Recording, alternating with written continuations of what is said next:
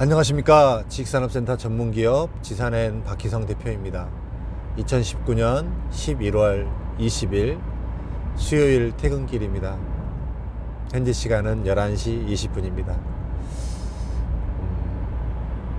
오늘 가면서는요, 좀 이렇게 서울 시내 지식산업센터, 서울 시내 지식산업센터는 준공업지역에만 들어갈 수 있습니다. 이 준공업지역이 있는 서울시의 지자체는 구로구, 영등포구, 금천구, 강서구, 성동구, 도봉구 일부, 이렇게 서울 시내에 있는 준공업지역이 있는 지자체는 요것밖에 없습니다. 서울시 안에 준공업지역에만 지식산업센터가 들어갈 수 있습니다. 다른 지역에도 들어갈 수는 있지만 지식산업센터를 지었을 때 용적률을 그만큼까지 주지 않습니다. 그래서 사업의 사업의 수지가 나오지 않기 때문에 다른 곳에서는 짓지 않습니다. 그래서 준공업지역을 필두로 지식산업센터가 지어지고 있습니다. 그런데 이 서울시에서 개발의 정책을, 이 준공업지역의 개발의 정책을 네 가지로 나눕니다. 완전히 산업, 공장들이 많은 지역들은 아예 다 지식산업센터 위주의 개발, 그 다음에 주거하고 이렇게 공장하고가 혼재되어 있는 곳, 영등포를 한번 잘 생각해 보세요. 사실 영등포 지역에 거의 대부분이 준공업지역이거든요. 근데 옛날 공장도 많고 그 중간중간에 아파트들도 많아요. 서부간선도로 타고 가다 보시면 오른쪽에 보시면 공장들도 많고 아파트들도 많습니다. 이렇게 공장과 주거가 혼재되어 있는 지역들은 이제 또 주거 쪽을 약간 좀 더 비중을 두는 이런 형태로 준공업지역을 개발한다, 이런 형태가 또 나오고 있고요. 또 성수동도 한번, 성동구, 성수동도 한번 생각해 보세요. 이쪽도 주거하고 공장이 굉장히 혼재되어 있는 곳입니다. 이러다 보니까 여기도 또 이렇게 주거를 많이 고려해서 이렇게 개발을 해야 되는 이런 형태로 서울시에서는 지금 정책을 잡아가고 있습니다. 이제 지식산업센터를 이걸 보고 복합개발이라고 하거든요. 이제 딱 지식산업센터만을 이렇게 단순하게 인허가를 해주는 게 아니라 지식산업센터에 이제 쉽게 얘기하면 주거가 같이 들어갈 수 있는 이런 형태로, 복합 형태로 이렇게도 인허가를 해주는 경우가 실제로 이렇게 있습니다. 이제 이 복합 개발의 시초는 어디였냐면 영등포 소방서 맞은편에 보면 타임스퀘어, 이 타임스퀘어가 준공업지역인데도 불구하고 그렇게 유통시설과 비슷하게 해서 복합시설로 해서 이렇게 설계가 돼서 준공업지역을 개발을 했고요.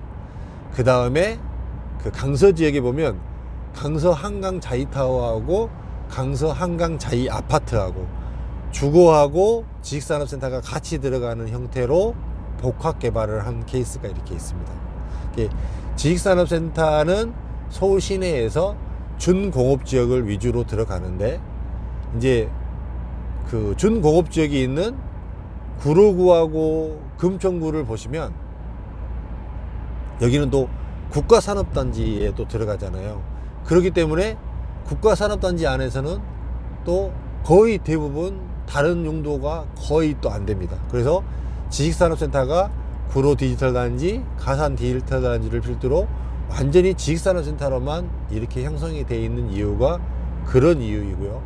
또 최근에는 이제 이 산업단지 공단에서는 노후한 이 공장에 대해서 구조 고도화 사업이라 그래 갖고 자체로 그 공장을 가지고 있는 사람들이 옛날 공장을 자기가 자체로 어떤 다른 개발을 하게 되었을 때 인허가 부분이라든지 용도 부분에서 조금 인센티브를 주고 조금 더 지원해 주고 하는 이런 정책이 또 현재 그 산업단지 쪽에서는 나오고 있습니다.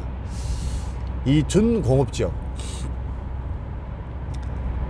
지금 현재 서울 시내에서 이 중공업 지역에 남아있는 토지 중에 이제 5,000평 이상 되는 토지가 이제 많이 안 남았거든요. 제가 재작년, 한 3년 전에 10개가 안 됐거든요. 5,000평 이상 토지가. 근데 그 와중에 지금 서영물류 부지도 팔렸고 몇 개가 개발이 됐어요. 그렇기 때문에 이제 개수가 더 줄어든 겁니다.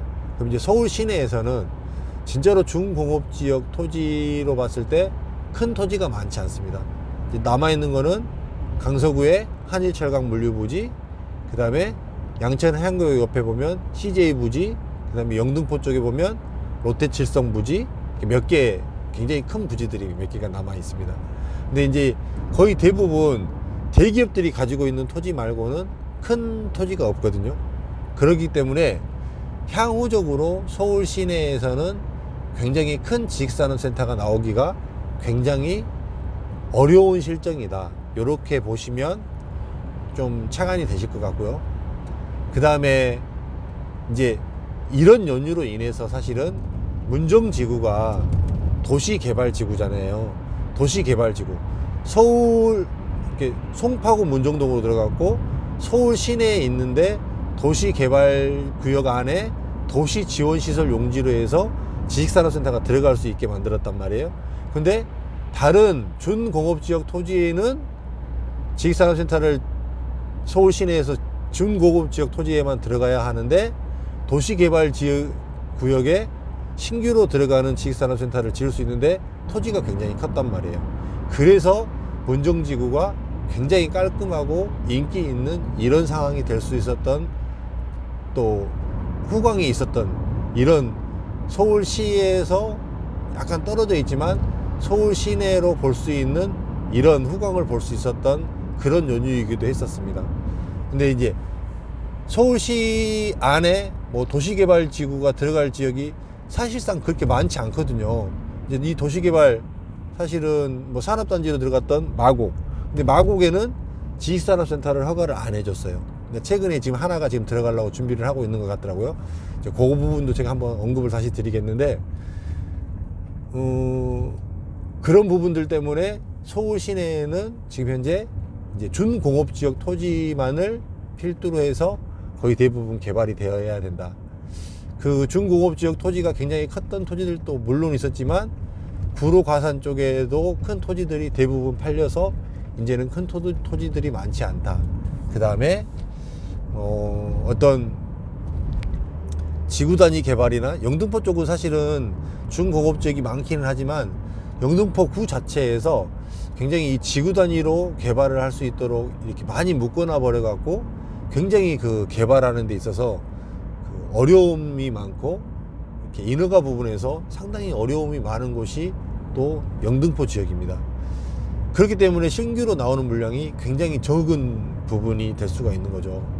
이런 부분들을 좀 착안을 해서, 사실은 지식산업센터가 굉장히 공급이 많다라고 하지만 서울 디지털 산업단지는 지식산업센터만 지을 수 있기 때문에 지식산업센터만 들어갔어요. 그렇기 때문에 서울 디지털 산업단지만 공급이 좀 많은 편이지, 그 외에 서울 시내에서는 사실상 공급이 많지 않다라고 봐야 됩니다.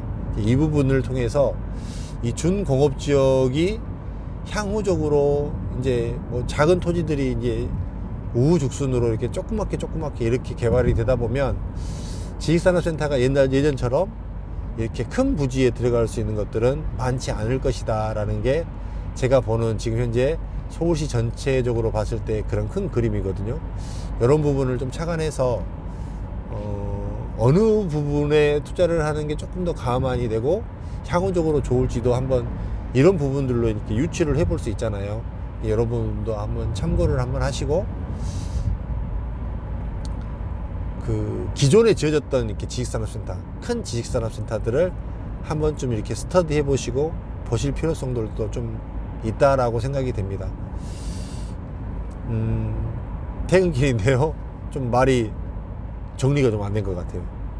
저도 좀 정리가 안 된 것 같습니다. 요즘에 너무 업무량이 많아서 좀 여러분들에게 좀 이렇게 잘 좋은 내용 좀 이런 걸 드려야 되는데, 사실 굉장히 일도 많고 준비해야 될 것들도 많고 해줘야 될 것들이 되게 많습니다. 새로 신규로 스타트하고 있는 현장이 하나 있어서 그런데요. 그걸로 인해서 좀 생각이 좀 정리가 좀 덜 됐던 부분들은 죄송하게 생각하고요. 그냥 제가 늘 편하게 하는 이야기니까요. 여러분들이 저는 그래도 팩트를 근거해서 많이 이야기를 하니까 제가 이야기하는 것을 토대로 해서 여러분들이 유추해보고 생각해보는 이런 힘을 키워줬으면 좋겠습니다. 그렇게 하시고요. 또 좀 이따가 또 일어나서 새벽에 영상을 또 찍도록 하겠습니다.